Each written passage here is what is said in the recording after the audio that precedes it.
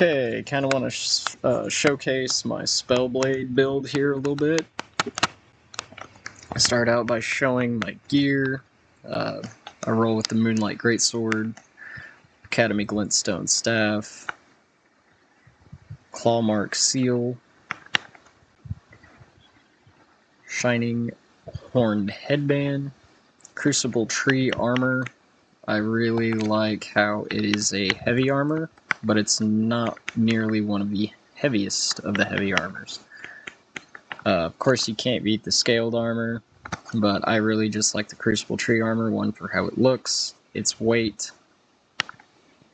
and how much protections it gives you. So it really ends up just being beat out by Radons and very few others, but the trade-off on the weight versus like the 2 or 3 points in defense that you're losing, I really just like it because it's 15 pounds versus the 18, 16 here, so pretty versatile. You can throw it into a lot of builds, and you can still keep your fast roll, which is very, very important.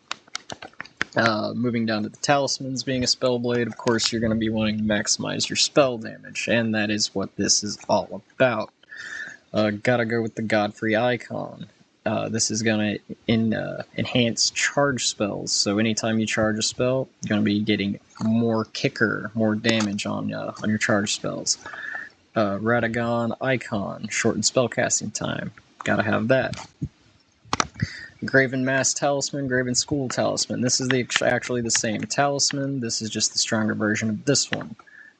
This one I like to keep on me at all times, and then this one I rotate out for situational. So I will either put on the Turtle Talisman for that stamina recovery, depending on if I'm in more of a sword fight. So am I doing more sword play? Gonna want to throw on that stamina recovery. The other one that I rotate out, am I just wandering around? Have I taken some damage and I don't really want to pop a health potion? I'll throw on the Bless Do Talisman. Gives you that little bit passive health regen. It's nice. So the other one that I rotated out with is Ancestral Spirit Horn. That one is particularly great because it returns mana upon just killing an enemy. So you get a little bit of mana back just for wandering around, exploring, and killing things, which is great. And can't beat not having to use a flask and just getting some mana back. Especially just for just killing mobs. So right now I am wearing my antlers, and that is because it gives a crazy damage bonus to the Ancestral Infant's Head, and that's this little doodad that we have here. So you can throw this down in a boss fight. So it's kind of like an extra spell without taking a spell slot. And you can see the damage it did to these guys, and they aren't weak. You just let them hit me too, just kind of get a gauge on how much damage they do. So yeah, you can't really beat that. You take a utility slot and you get a free spell out of it, basically. So my head slot items, depending on the fight and what I'm doing, I either rock the antlers or my Snow Witch hat. Snow Witch hat because that increases all frost-based magic. So it's going to boon my frost that I'm throwing out of my sword here, and that is also going to beef up my big AoE spell down here, Zamor Ice Storm. Very situational spell, but if used correctly, you can do some massive damage with it on a big area of effect. So you don't, it takes a long time to build up that cast. But you can see kind of the area that you have to take out a lot of enemies. So let's kind of wait until this mob right here goes turn around, sneak up on him, kind of showcase what I can do down there, assuming I don't get chopped up. So just while I'm up here, I'll just kind of, going back to Glintstone Pebble. So if you have been stacking your intelligence, and that's obviously, I'm not even all the way there yet. I'm going to get that hard cap at 80, but right now I'm at 63 intelligence. Glintstone Pebble really starts to shine. I mean, look at that, 449. And look at how much mana I'm using just to cast that. So that's a really good throw-in for, you know, you're wandering around, don't want to use one of your heavy-hitting, big mana-costing spells. You can just use this, chip away at people, doing great damage for hardly no mana. Also, that's one of the main reasons I keep Carrion Slicer on me. Very same thing. Great damage, not a lot of mana cost coming from it. Showcase that a little bit, reset these guys. I'm going to try to keep this video pretty short and concise. Obviously, I'll showcase this too. Got to keep Rock Sling in your arsenal at all times, you know. Can't beat the damage from that. And its range. Always great. Got to keep Rock Sling. Carrion Slicer, that's what we're going to take a look at. So you can see how quick you can pop that off, how much mana it is costing me, and how much damage I am doing. So it pairs really well. I mean, it's like I'm really pulling out the Spellblade vibes with that one, because you got a big-ass sword in the right hand, quick little magic sword in your left. Okay, here's a good example of using this one. That is your Comet, and it will shoot through several guys if you can all get them conveniently lined up, which never really happens, but it's really nice whenever it does happen. But does really good single target damage as well. Star Ruin, really nice. Kind of overwhelm them with a barrage of just... yeah. Plus it's nice to look at. What else I got? Oh yeah, let's reset them. Show you the Cannon of Hema. Hema, I don't know, however you want to pronounce it.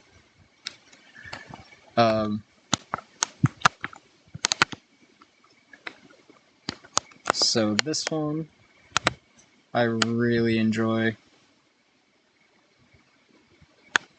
That's, I mean, just look at that area of effect that with that bad boy.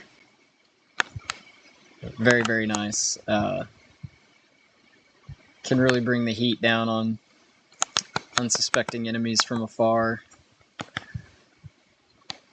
Being pretty mana heavy, but you know, if you allocate your flasks enough, you'll be alright.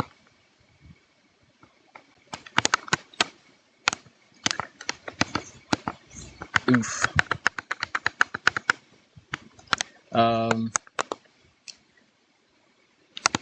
Loretta's Great Bow.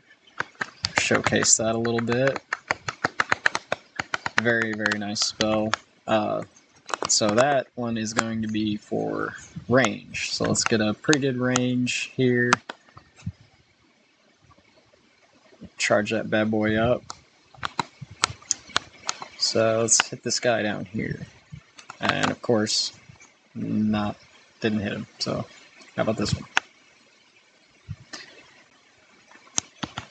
And just the range on that bad boy. Very, very nice. I mean, you can sit and snipe people with this magic great bow, which is very satisfying, very cool. So yeah, let's go showcase the Ice Storm mixed with the hat down here on these chumps. See if I'm gonna have to wait for them to wander back.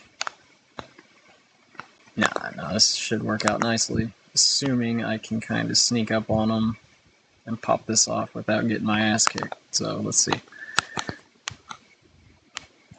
Maybe. This might work out. This is what you want. You do not want to get stun locked.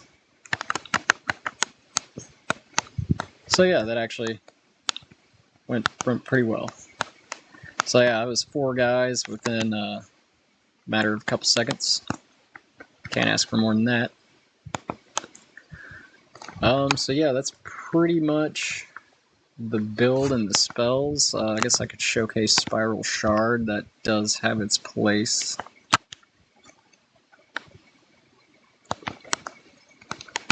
It's a little situational, not gonna lie. I mean, visually speaking, it's very visual pleasing. But like I said, it's kind of situational.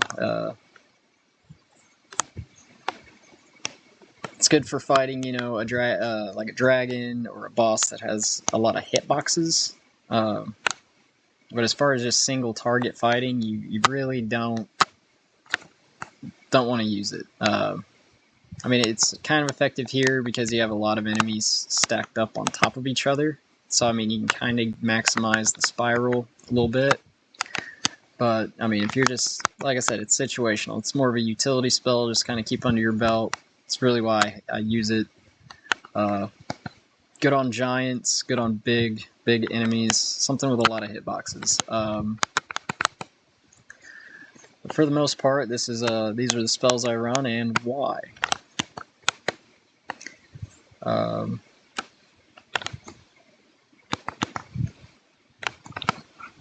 Obviously, I'm just going to showcase very few things here in closing. Don't want to take up too much time here. It's going to kind of keep this short and concise. But as you see, I've taken some damage, so I keep one miracle on me, which is why I have a faith of 15.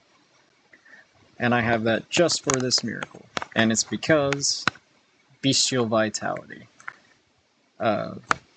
Great passive health regen, and as you can see, you can watch my health just going up at a pretty great rate, and that's just great for whenever, you know, you don't want to use a flask, but you just kind of want to wander around, kill some mobs, and you don't want to use a flask. Or, you know, you're going into a boss fight. I always throw it on right before a boss fight because you can't beat having some passive health regeneration while you're in a boss fight. So you can kind of slug off some of those minor hits, save a flask. I mean, if you can evade for long enough, look at that. Already back to full health. Didn't have to use a flask. It's a very great utility spell, just kind of spell to kind of keep under your belt.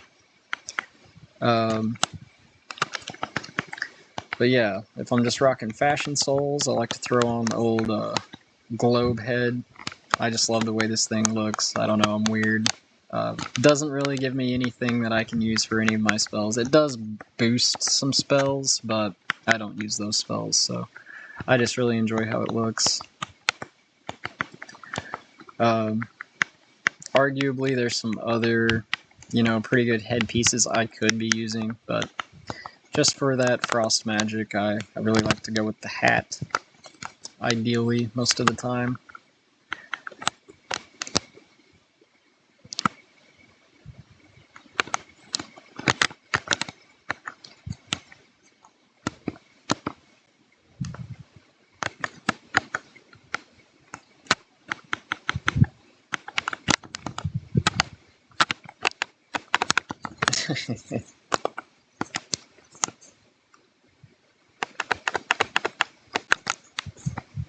But that's pretty much the build and the spells I use and why I use them.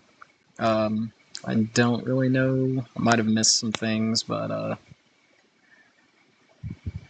yeah, that is pretty much it. Kind of pan through these again. Of course, you can always YouTube these yourself. Every single item I found a short YouTube video from trusted and reliable YouTubers, much more skilled than myself. So you can find really good YouTube videos on how to find all of these items that I'm using here and all the spells that I'm using as well. But you can make short work of a lot of bosses and a lot of enemies this way.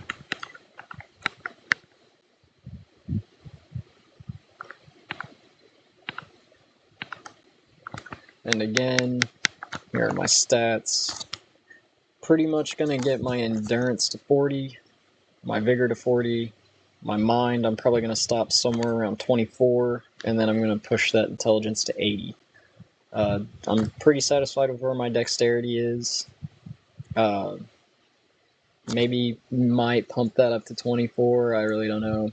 But intelligence is definitely going to 80, vigor is going to 40, endurance is going to 40, and then that'll pretty well round me out for the rest of the game and everything I want to do. Definitely going to be pulling a lot more damage once you get that hard cap of 80 in your intelligence. And like I said, getting that hard cap of 80, I mean, just a spell as simple as your Glintstone Pebble. I mean, your starter spell. Who would have thought that once you get to 63 intelligence, that you'd be doing 449 damage, or 465 damage with it, per one. Like, it's great. So little things like that, just you kind of throw it aside in the beginning of the game. You're like, this little guy, I ain't ever gonna use that again. I'm gonna find something much better to replace it, and then you end up using it at the end of the game, just because of your the scaling. So something to think about. Just because it sucked in the beginning, might give it a try later on. Might be worth your while. Anyhow, that's pretty much it. And yeah, I just felt like making a video showcasing my my build. And hope you enjoy. Thank you.